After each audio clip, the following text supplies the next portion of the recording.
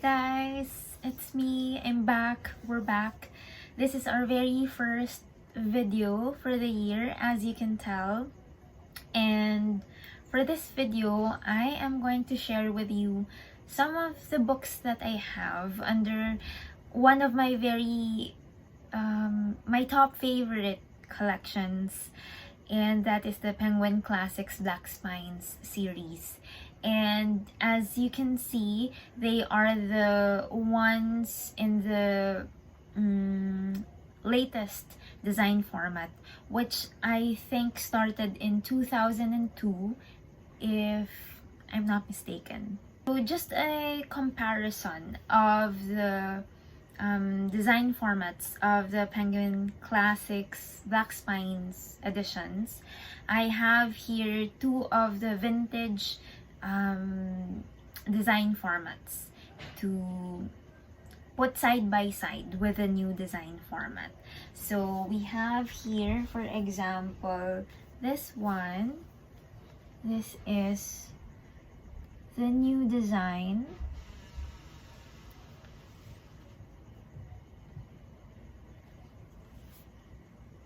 And then the other two. So here is the design format from the 1960s, and as you can see, it has a very minimalist design. You can see the Penguin Classics title and the logo in between, and then of course the name of the writer and the title of the novel, and then of course the artwork. And this is how the spine looks like, and then the back.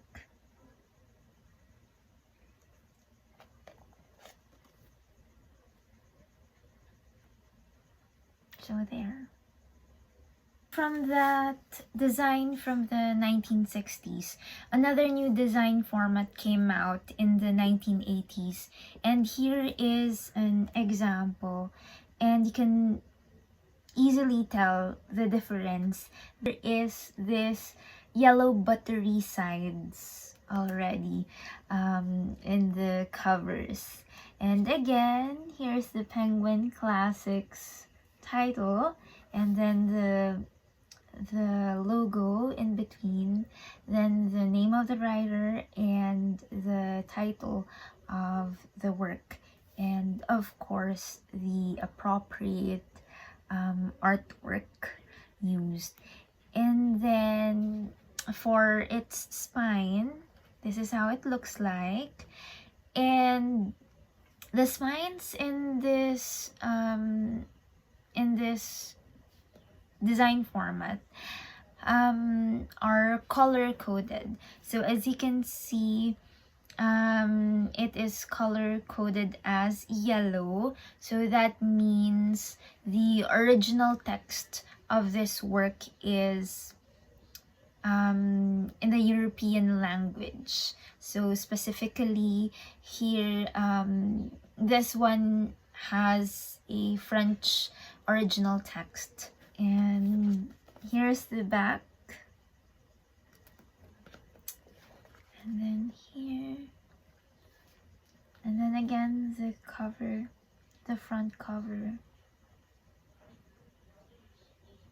So I'm gonna give you another example, and this one is by Wilkie Collins, The Moonstone, and the original text of this is already in English, so it's color coded as red.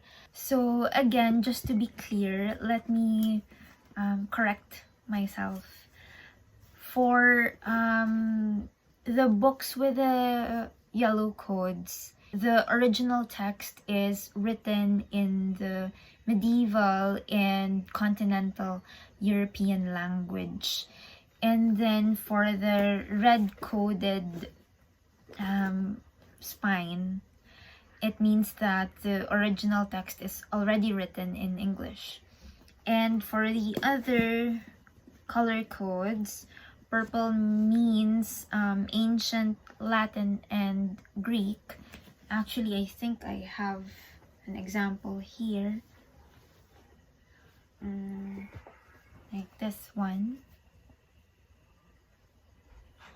So this is color coded in purple, and then I think there's another one which is the color green, and that means it's written in other languages. So as for the sizes, the two vintage designs have the same sizes, whereas the new design format is a little bit larger than the older ones. So here's a side-by-side of the three design formats.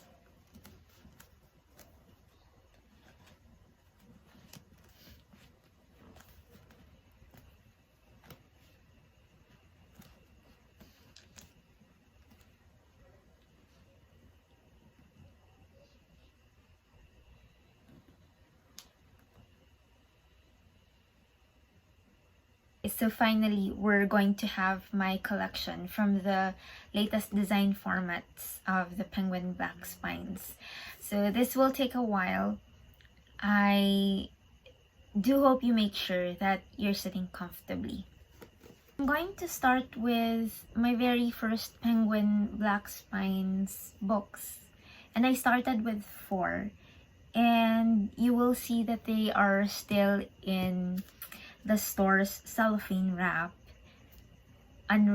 still unread. And actually, most of the books I have at home are still unread. And just give me 20 years and I will have read them all. Let's start with The Count of Monte Cristo by Alexandre Dumas. And this was serialized in 1844 to 1846. And The Count of Monte Cristo is actually quite popular in the sense that it's usually on the list of the greatest books. This was said to have been the most popular book in all of Europe during its first publication and for some time subsequently. This is tagged as a historical and adventure novel. The next I have this very popular book for Dostoevsky fans, The Brothers Karamazov by Fyodor Dostoevsky. And Dostoevsky actually worked on this novel for 2 years before it was published in 1880. He was also very, very sick of epilepsy when he was trying to finish this. And this book is considered as the most magnificent novel ever written by no other than the father of psychoanalysis, Sigmund Freud. Next, I have here The Crucible by Arthur Miller, which is a 1953 play about the Salem witch trials in Massachusetts in the 17th century. So for this next book, this is the 120 Days of Sodom by the Marquis de Sade. I never expected to own this book. I watched the movie by Pasolini called Salù, or the 120 Days of Sodom, which is a loose adaptation of this book and should be approached with caution. I saw that movie and I was traumatized, scarred for life. I thought I would never own this book. Cute na ko ni paliton ay kanang ew. Tigin ako ni paliton. I would never buy this book. Never. But when my boyfriend knew about this being available and only one copy left, he offered to pay half of my book purchases. And so you know what happened next. I have Don Quixote by Miguel de Cervantes. This one is thought by many as the best literary work ever written. I will join a read-along of Don Quixote this coming February, and it should be fun. If you want to join this fun journey with a lot of Bookstagram friends, let me know in the comments. I will definitely add you to the list. Try to secure you a horse for the journey. I was very lucky enough to find this set for a bargain. This is the Arabian Nights, the Tales of 1001 Nights, as a set. And this is volume 1, and then here's volume 2, and then here is volume 3. So I plan on starting this hopefully this year. This is just a collection of short stories, and this will definitely be a dipping in and out book for me.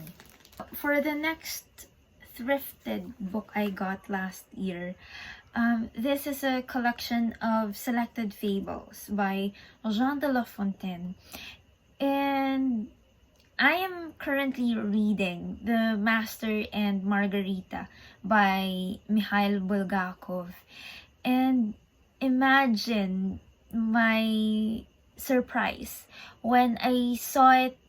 I saw Jean de La Fontaine's fables referenced in that book, and Jude ko katingog. I was left speechless, like struck by lightning, if I could imagine.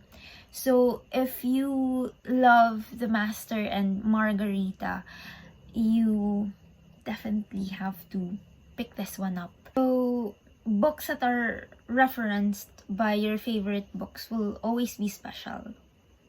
I have here 3 Austen books, and it's quite weird because one design sticks out.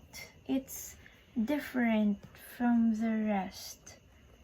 So you see, it only has the penguin figure without the orange something, the orange circle, and then also it's not colored orange, the name of the authors. And then you can see again here, no orange font. So if anyone knows why, let me know in the comments. Is this the latest Penguin Black Spine designs? So I have here Pride and Prejudice, which has the different design. And then the next one, I have Sense and Sensibility.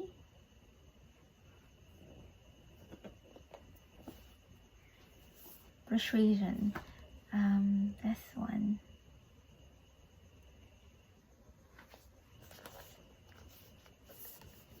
So, if you are planning to get into your Austens according to the date of publication, the correct chronological order would look like this.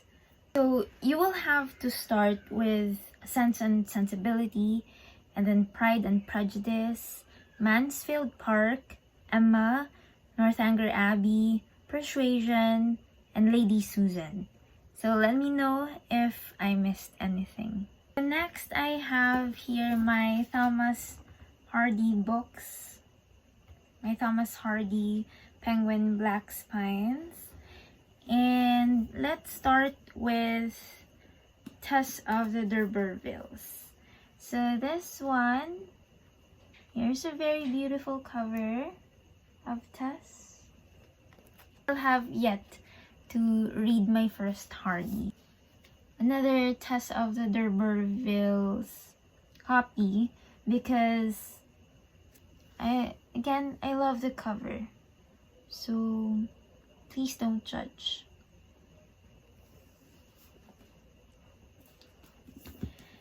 And then I have the Mayor of Casterbridge. Next, I have here Jude the Obscure, which I heard is the male counterpart of Tess of the D'Urbervilles in terms of how tragic the story goes. And then the last one I have here, Far from the Madding Crowd. Hardy actually divided his novels into 3 categories. So the first category is the character and environment, and then the second category would be the romances and fantasies, and then the third are the novels of ingenuity. So here's the list of the novels under each category.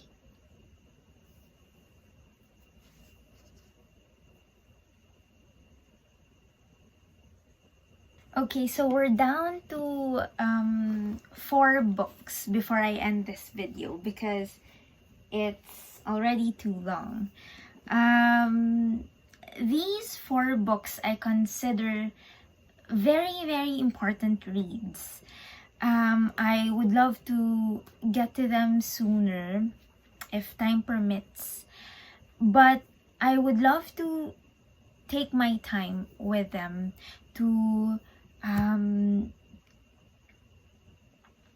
really spend time with them in order for me to come out with a better understanding of each work. So let's start with this first book, which I consider as one of the 3 most special books, which became my entryways and guides to the world of classics. This is John Steinbeck's Of Mice and Men, which I read back in college. It was a required reading at class. So again, this novella has a special place in my heart alongside Wuthering Heights and Rebecca, because these 3 I consider as my introduction to the classics. I have read this thrice in college, and I would always forget the story every after I finish reading it, because the ending is super sad. And I usually forget very sad things. Beck based this novella on his own personal experience working alongside migrant farm workers during his teenage years. I remember loving this book so much when I was still in college, because for me, Steinbeck was a hero for creating this world and his characters here. And I thought that the color of this world and the characters here are very, very familiar to me. It's the closest color of my childhood compared to the other novels I read during that time. And so that's why I really loved this book. It has been several years since the last time I read this, and so I think I'm up for a reread already soon, and I'm quite excited to know if I will feel the same way. So, fun fact, the first draft of this novella, which John wrote, was eaten by his dog named Max. So cute, right? So next, I have here another book which I'm very excited about. This is John Milton's Paradise Lost, and this very wonderful cover right here with Eve and then the Snake of Eden. This is considered as the greatest epic poem written in the English language. Then, when Milton was already 50 years old and had gone totally blind in the final parts of this work. That's why he had to employ the help of others to type it while he dictates the words. Another one I'm very excited to read is The Last Days of Socrates by Plato, and this accounts the trial and death of Socrates. This work is divided into 4 parts, 4 dialogues.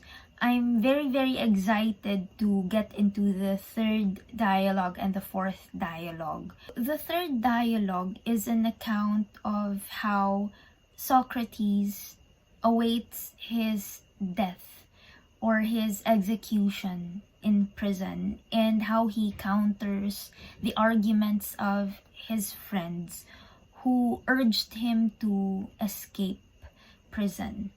The 4th part, or the 4th dialogue, sees Socrates facing his death calmly and confidently. So definitely very interesting to read. The last book I have here is another book I'm very, very proud to have.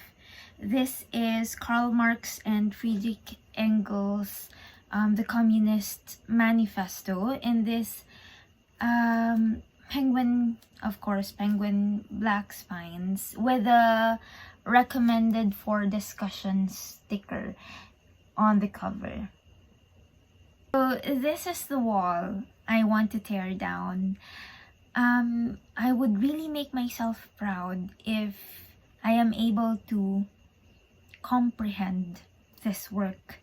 I've been trying to read this whole work for many years now. The last time I tried was 2 years ago, and I ended up stopping on page 7. It was just not the right time. So when I saw this penguin black spine edition, I thought that I have a better chance now because it's in my favorite edition, and that's how I want to think when starting it again. I first read a part of it when I was still in college, and up until now I still couldn't imagine how I passed that subject. I remember that I had a brilliant classmate, and I was very lucky enough that she was patient, very patient actually, to me, and explained some important and major concepts of this work in our Bisaya language, in our native tongue. And maybe that's why I was able to answer in our exam. So there you go. Those are some of the books from my Penguin Black Spines collection. Thank you so much for your time. I do hope you enjoyed this video. I also hope to have you again next time. Bye for now and take care. The medieval or